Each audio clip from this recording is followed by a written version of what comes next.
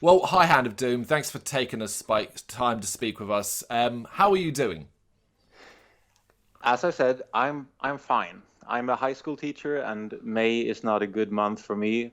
But um, good news is that our album is out in a month on Midsummer's Eve, and that's of course something to look forward to and something that gives Yeah, I me mean, we're on that road to the energy. release of your third album, Rex. I imagine at this stage you've kind of got that desperate feeling to get it out and heard.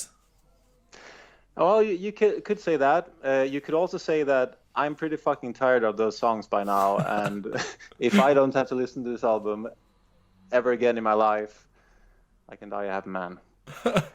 No, so that's a backside to working on an album. It would be easy to imagine that we are super stoked about those songs basically, but the truth is, of course, that um, in a way we're not. Yeah. But fans don't know that, and maybe it's stupid of me to let them know that. I don't think anyone would be surprised to hear that you were sick of hearing these songs. I mean, you will have been listening to them in some form for, well, however long since you wrote them, really.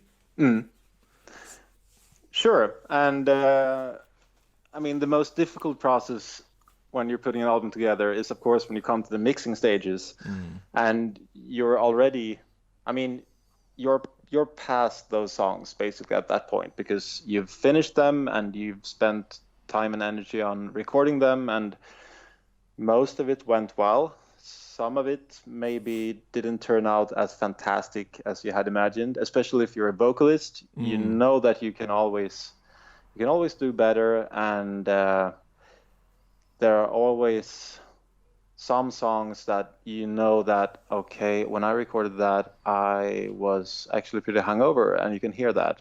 That's no good.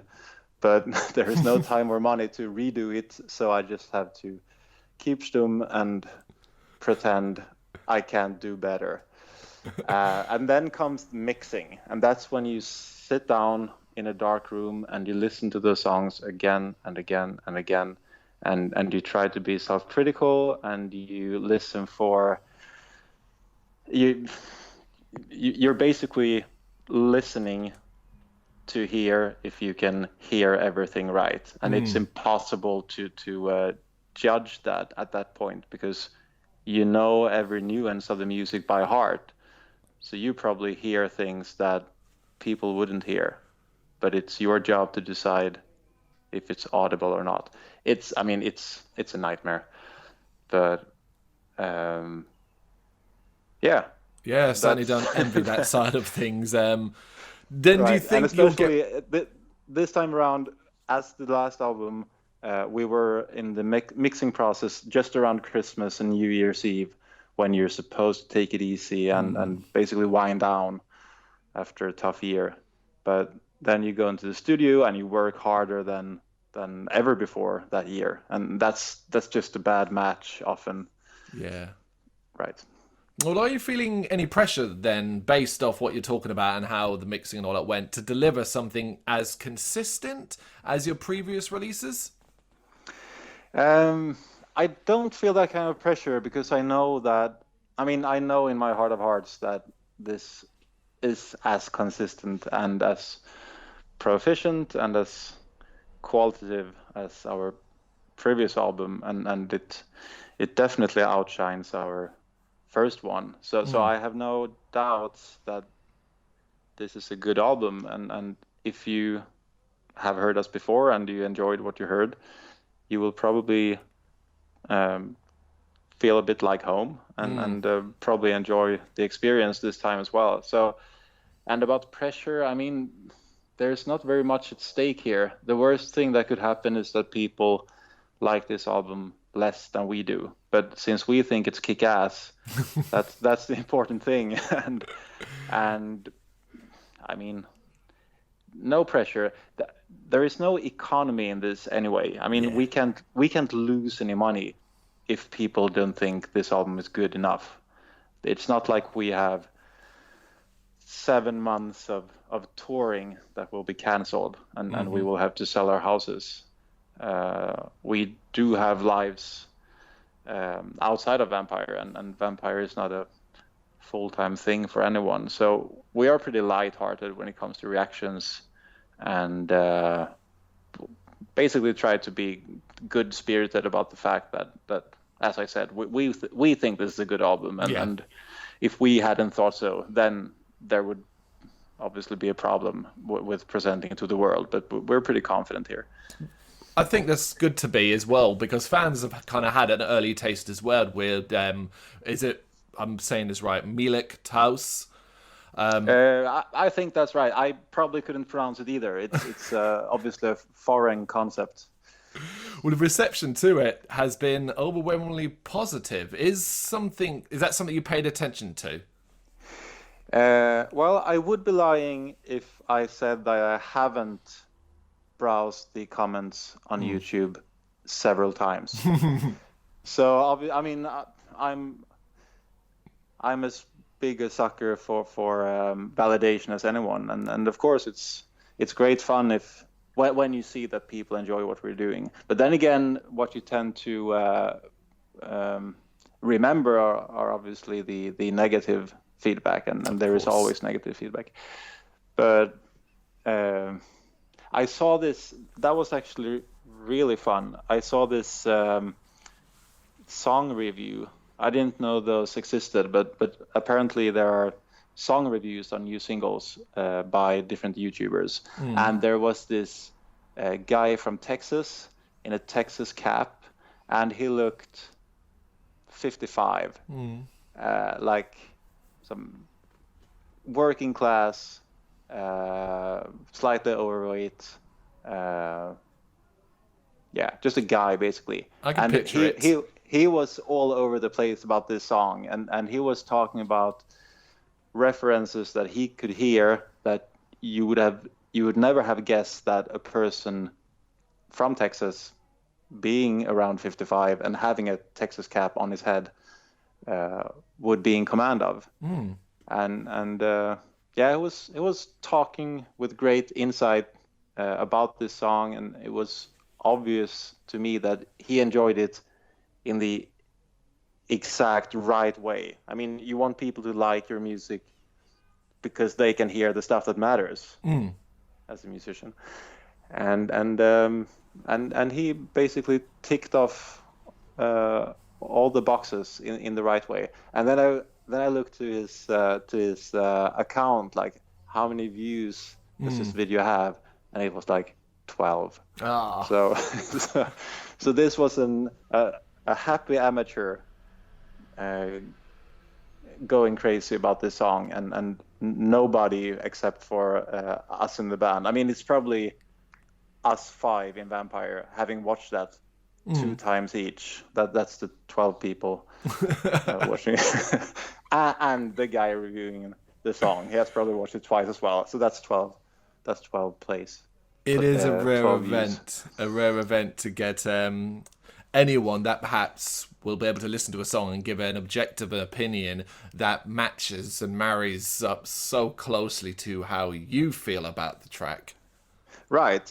And that's, of course, that's more inspiring and fun, basically, than any positive review that somehow gets it wrong, because we've had that as well. For example, there was one, let me see, what are they called? Do you know Banger TV? Oh, yeah, Banger TV, yeah. Oh, Banger TV, okay. So there was this video review of our previous album. It was a very positive review, but the person who did this review, she had obviously picked up the fact that I had mentioned in some interview just randomly that one of the last albums I bought was an album by Roxy Music. Okay. And she said that she could hear Roxy Music influences on this album, which is ridiculous. There is 0 Roxy Music influences there. So as much as that was a positive review, it really didn't make any sense. Yeah. in a way, and then you rather have a 55-year-old guy from Texas with 12 YouTube views who gets it right. It's an incredible contrast to say between potentially a professional and an amateur, professional writer or reviewer and an amateur, but two people getting it completely different views, getting different view, taking a different view take on Vampire as a whole. Right. Yeah, well, that was a case of that. Will be interesting to see what people are going to say about the new album. Now, I consider myself lucky. I have heard it. In fact, this morning it was what I was listening to. Sweet. I'm not going to go too much into detail about my thoughts on it. Safe to say that I love it. I absolutely love it. That's cool. Are you overly, like, as 100% satisfied as you could be with what the end result is? No, I'm not, and I think I hinted at that in my previous answer. That as a singer, there will always be one song that you think sounds the best. Yeah, that's your top effort, and not all songs can be your top effort, obviously. So there will be things that you can go back and hear again and think that, well, if I took 4 minutes in the studio, I could have done that better. But then again, we're dealing in a kind of music that isn't supposed to be perfect. And oftentimes when I listen to, for example, death metal vocalists or black metal vocalists, there are the small quirky mistakes that I enjoy the most. Like when it doesn't really sound the way it's probably supposed to, or where you can hear that, ouch, that really tore his throat. That couldn't have been pleasant. I like hearing that. So well, it's a kind of defense mechanism that you learn to use in order to live with things that weren't really perfect in the end. But then again, nothing is perfect, and if you strive to perfection when you're playing death metal, you're in the wrong fucking style of music anyway. So that's my take on that. I am 89% satisfied with this album. I think that's a good enough score. Sure. As you said yourself, you could probably go in and do a segment 100 times, and each time it would be slightly different. You know, getting that exactly how you want to be is almost fruitless. Well, in a way, especially, I mean, if you have a full-time job and you are, you're basically don't have, I mean, you're practically not awake when you come to the studio because you're so stressed out about other things going on in your life. You just have to bash it out and try to be reasonably happy with the result. I'm not saying that we were doing a sloppy job in the studio, because I think it turned out really well in the great scheme of things. But if you start meddling with details, before you know it, you are Def Leppard, and you record every chord separately, like one string at a time. So, I mean, if you play metal, you shouldn't be too anal about the details. That can't end well. I 100% agree. And as a unit, were you all on the same side when it kind of came to writing, producing, and deciding what stayed on and what got cut? Well, not really. I think that we recorded 11 songs, and we basically had decided that 11 songs and a playing time of 45 minutes, that's a bit too much. So one song will have to go. And the song that we decided to leave out, that was a bit of a heated discussion, because that was basically the favorite song of some of the members in the band. And I mean, when we let our label listen to the album and suggest a playlist, one of the songs that they thought was the best one, that was one of the songs that we had planned on leaving out. So when it comes to what to include on the album and what to leave out, no, we weren't really on the same page about that. And then let me see. I mean, I think one thing about Vampire is that there are always at least 2 strong wills among the members. We don't have 5 strong wills. That wouldn't work at all. Then you are in the Eagles, and I mean, you hate each other for life. But we have at least at any given time 2 strong wills minimum, and that means that we have all sorts of usually small and big conflicts over things that aren't really worth it. I mean, it would probably be we would probably have an easier time is if one person was obviously and electedly the band leader and everybody else just followed. But we're slightly too we're slightly too democratic for that. So there are things that we don't agree over. But in the end, I'm always happy with the outcome, and that's not because I'm the stubborn asshole who always gets his will across. It's more to do with.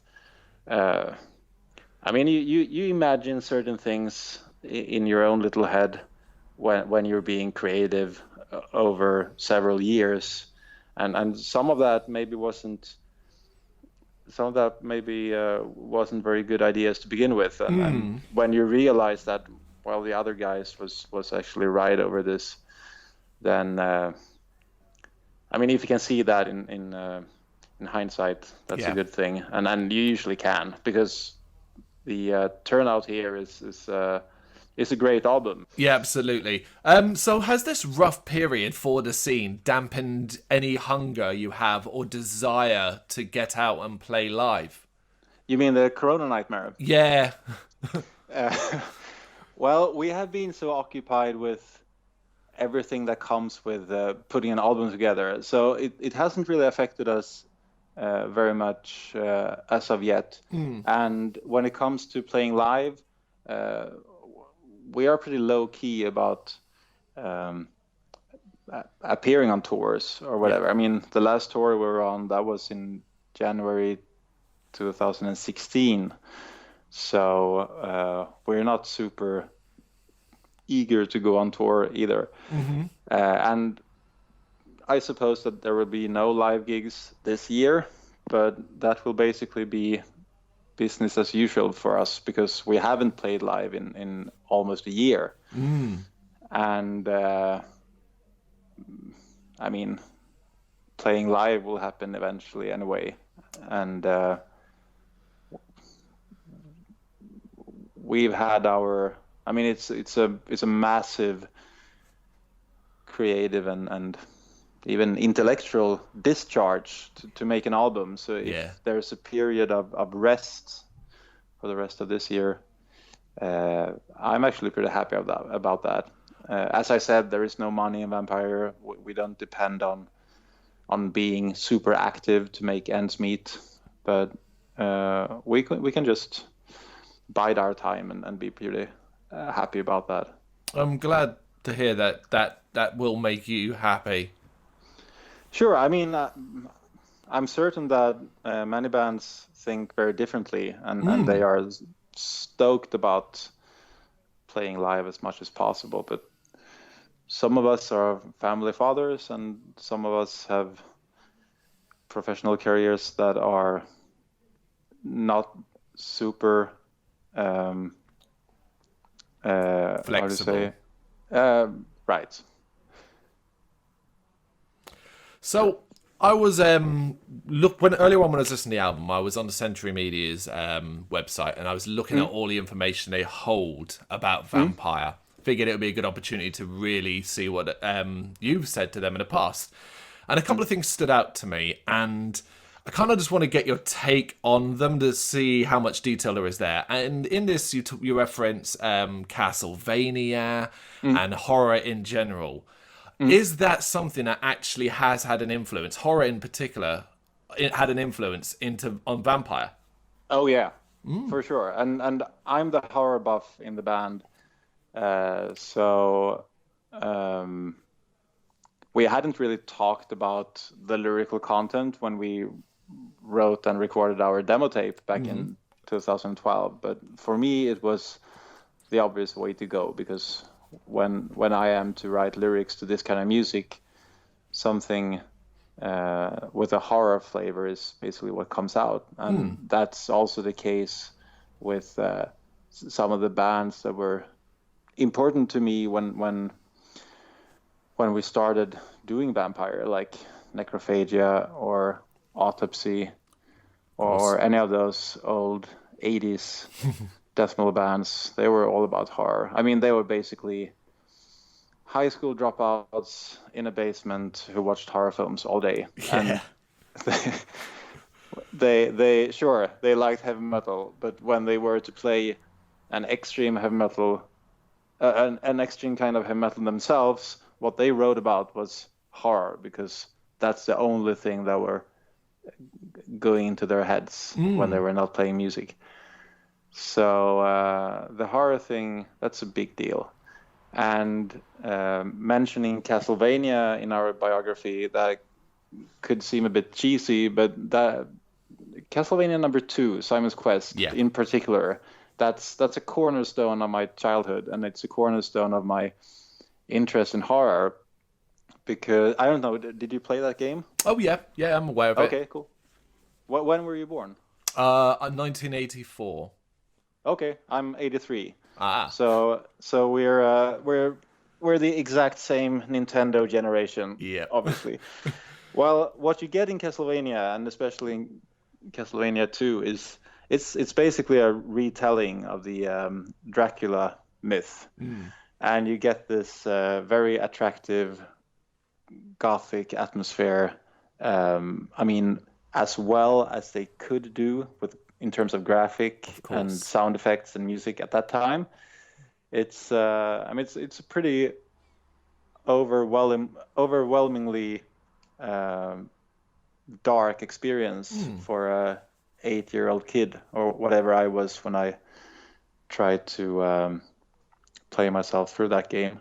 And you have, I mean, if you go to our lyrics, especially our lyrics for the demo and the first album, most of the stuff that is there, it's also in the Castlevania games. You have vampires and dark forests and moonlight and people coming out of the graves and hands reaching up from the ground and all kinds of cool. I mean, the all the gothic or the horror cliches are there. So that was basically my first, or one of my first experiences of that, and that stuck with me, and the music stuck with me. And I remember that when I was a teenager and basically was all about metal, and metal was everything that mattered to me, I still went back to the Castlevania games for the music, because it's so incredibly metal. It's basically heavy metal, but played with an 8-bit sound card. They had some genius composers on Konami in those days, that's for sure. Same thing with Capcom games, amazing music. For example, the Mega Man games. Of course. It's metal all the way. Yeah, it's that chip tunes metalled up. Sure. So, yeah, mentioning Castlevania in the biography, that makes perfect sense, and it's as true today as it was in 1992. So, going back to the horror thing, then, as you're a big fan, and it's a major part of our brand website makeup as well, rather than go into watch your favorite movies and stuff like that, because I'm sure that we could list them all night, what style or subgenre do you go to, or do you particularly enjoy? Is it like more paranormal? Are you a slasher guy?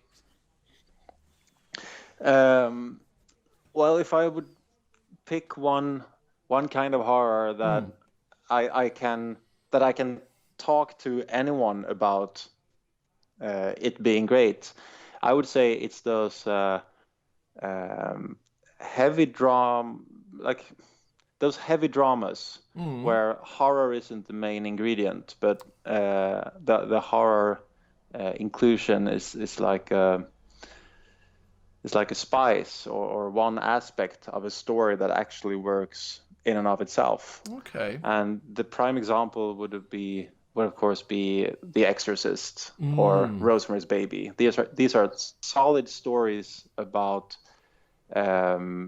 something that any human being can probably relate to. And then there's horror as well.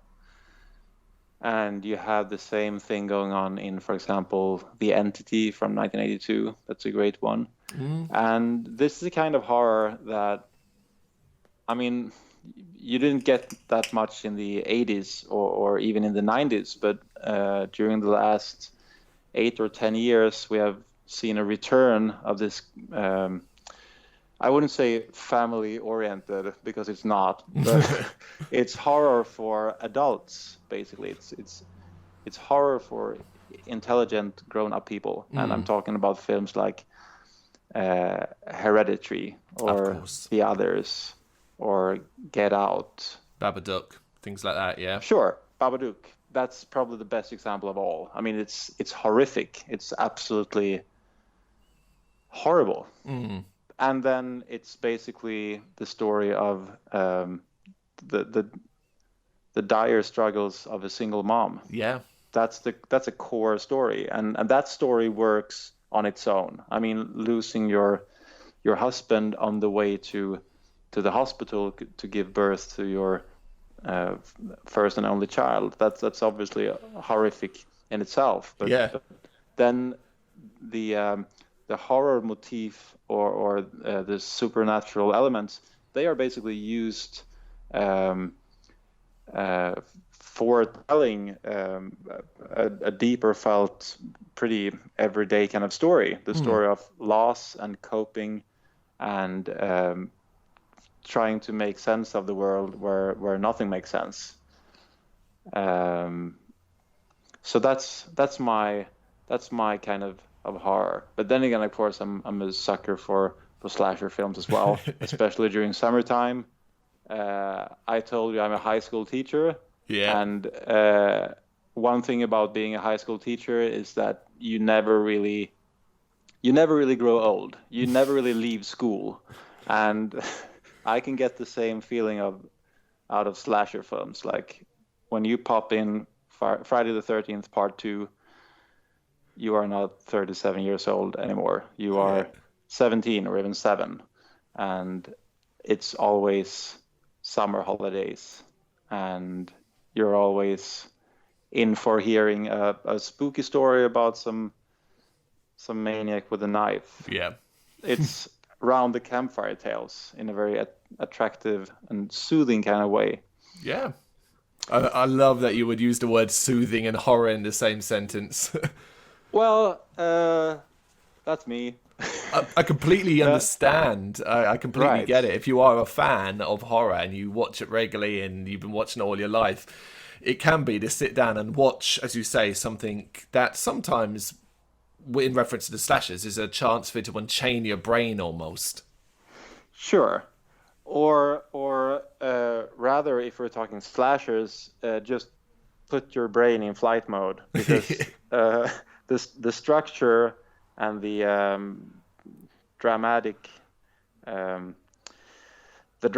curve is so it's so easy to read that there's a great sense of safety, knowing exactly where the story will go.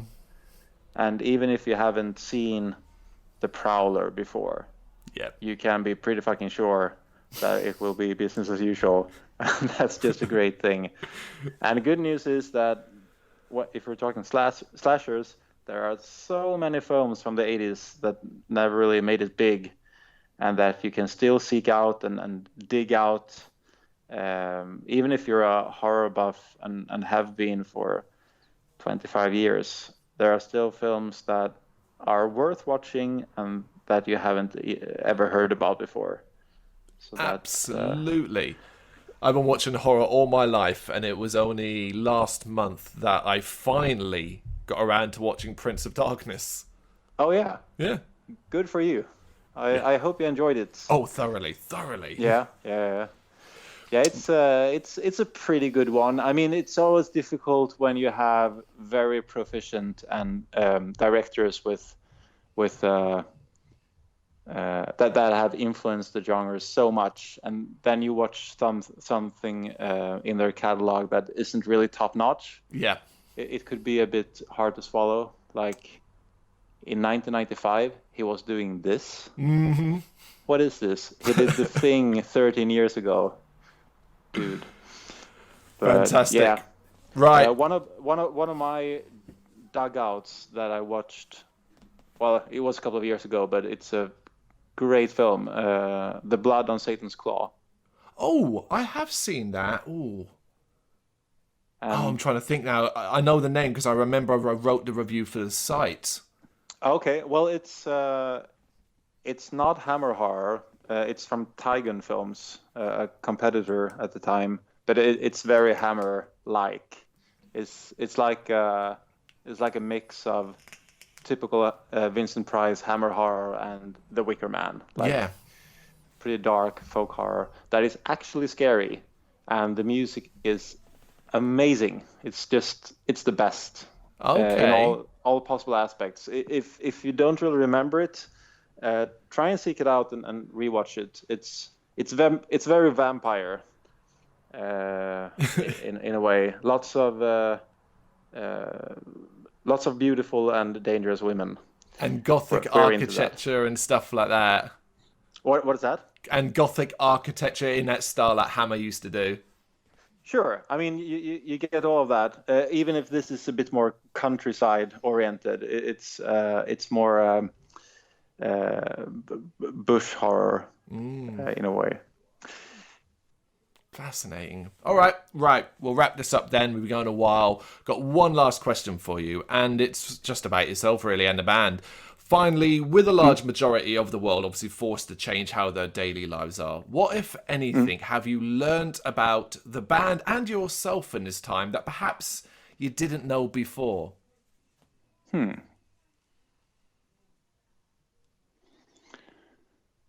That's unexpected. I can talk freely about the impact of Castlevania, but this one is trickier. What have I learned?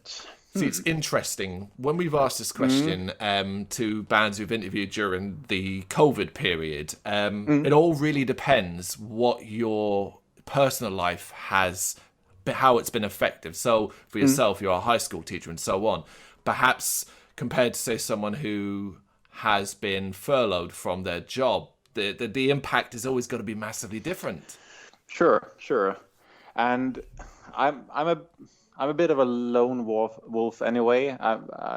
My days of partying to 6 o'clock in the morning out on town are behind me, and I'm pretty happy about staying indoors with my wife and our son, and not really meet very many people, and I think that's something. I'm different in that compared to several of the members in Vampire, that I never want to go out and have a beer after rehearsals. Why would I want that? I already spent 4 hours with you guys, and I just want to go home. so the way that what I've learned about myself, well,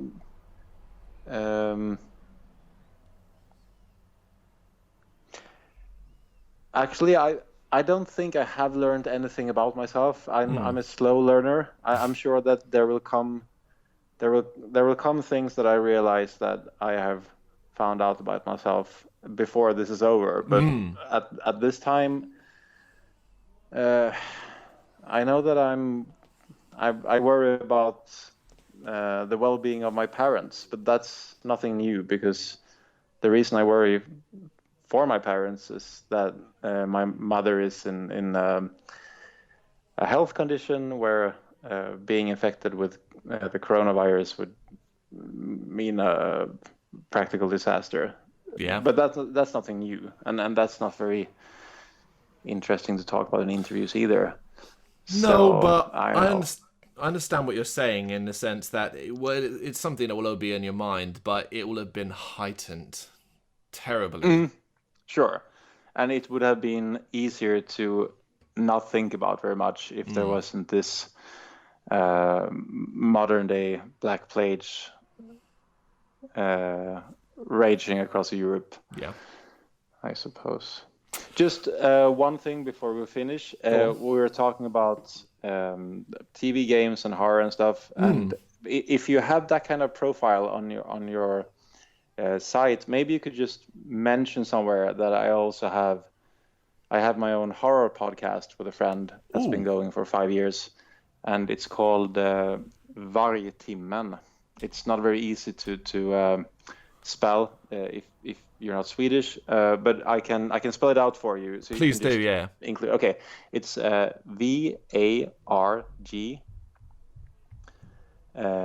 TIMMEN.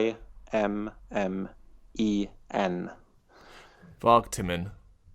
That's right, and it's do you know Ingmar Bergman, I do, yeah. Swedish director? That's his only horror film, and it's from 1960 something, and it's actually with Max von Sydow Oh, wow. from The Exorcist, and it's called Vargtimmen. It means the hour of the wolf, and yeah, it's his only like pure horror film, and it's pretty damn scary at that. So this so that's is the name of you. our podcast. This is you and a friend, you said. Yeah, it's a friend. It's my childhood friend from lower secondary school. The guy I got into horror together with. Oh, great. It's basically us. It is. It's basically us being part nostalgic and part analytical about the horror genre as a whole. So we're not only talking about movies. We're talking about literature, computer games, music. It's like a full-on horror-themed podcast. Yeah, and it's been going since 2015. So we're celebrating 5 years. Wow. This September. I have it open on my iPad in front of me. You're right. It's a hell of a lot of content. Yeah, absolutely. We'll make sure we add this in. Sure, and it's all in Swedish, so it's not very listenable to anyone reading this interview. But it's always nice to know something about what people have on the side as well, especially if we can assume that people who are interested in vampire are interested in horror. Yeah, to a certain extent. I think so. Yeah. Thank you very much for watching. You can check us out on gbhbl.com as well as on Facebook, Instagram, Twitter and Tumblr. Go to Patreon and help us out over there. That's patreon.com/GBHBL, as well as Big Cartel, where you can find some of our merchandise. We have a podcast running on SoundCloud and Apple Podcasts. And of course, if you like this video, do us a favour, hit the subscribe button and help the channel grow. Games, horror and heavy metal. What else is life for?